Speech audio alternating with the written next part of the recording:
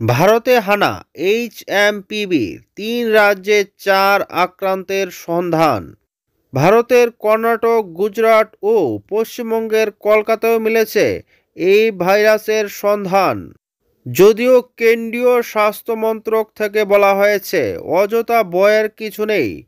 কেন্দ্রীয় সরকার এই ভাইরাস মোকাবিলায় সব ধরনের প্রতিরোধ গড়ে তুলতে সচেষ্ট।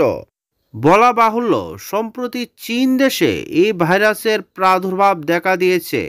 যে কোনো বয়সের মানুষের দেহে এই ভাইরাস হানা দিতে পারে এবং এই ভাইরাস শ্বাসযন্ত্রকেই প্রথমে অ্যাটাক করে। ভারতে যে 4টি কেসের সন্ধান মিলেছে এর মধ্যে কিন্তু 2টি রয়েছে কর্ণাটকে।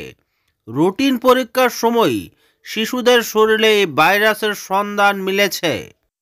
এদিকে কেন্দ্রীয় স্বাস্থ্য মন্ত্রক জানিয়েছে এই ভাইরাস নতুন কিছু নয়, এটা গোটা বিশ্বেই রয়েছে এবং ভারতেও এই কেস পাওয়া গেছে। মূলত শ্বাসযন্ত্রের প্রদাহ ঘটায় এই ভাইরাস।